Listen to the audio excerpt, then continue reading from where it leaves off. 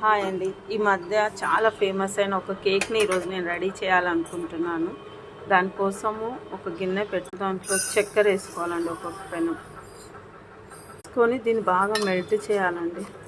ఇట్లా మెల్ట్ చేసుకోవాలండి. ఇట్లా మెల్ట్ చేయాలండి. ఇలా ఒక తేనెలా తయారవుతుందండి షుగర్.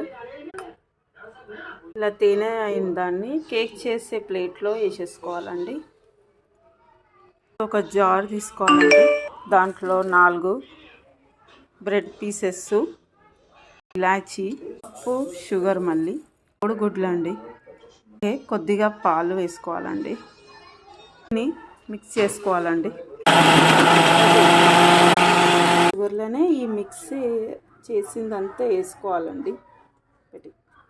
కొద్దిగా జార్లో అంతా ప్లేట్లో వేసేసుకోవాలండి. స్టవ్ ఆన్ చేసుకొని ఒక గిన్నె పెట్టేసుకోవాలండి. కొద్దిగా వాటర్ వేసేసుకోవాలండి. ఇలా పెట్టేసుకోవాలండి.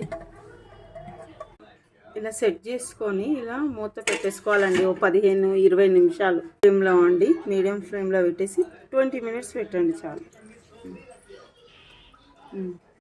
ఇప్పుడు 40 మినిట్స్ అయిందండి. ఇట్లా ఉల్టా వేసేసుకోవాలండి ప్లేట్లో.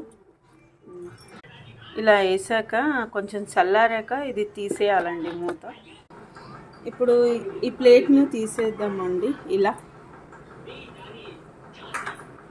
వచ్చిందండి. దీని పేరు చెప్పాను కదండి, చెప్తాను. దీన్ని డ్రై ఫ్రూట్స్తో డెకరేట్ చేస్తామండి.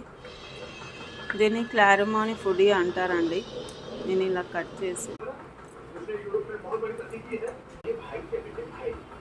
ఇలా వస్తుంది. ఇలా అండి, ఇంత స్మూత్గా ఉందండి. దీన్ని ఇట్లే నోట్లో వేసేసుకుంటే ఇట్లే కరిగిపోతుందండి. మీరు కూడా ట్రై చేయండి, చాలా బాగుంటుంది. పిల్లలకైతే చాలా బాగా నచ్చుతుంది. నచ్చితే లైక్ చేసేయండి, షేర్ చేయండి, సబ్స్క్రైబ్ చేసుకోండి మా ఛానల్ని. థ్యాంక్ యూ అండి.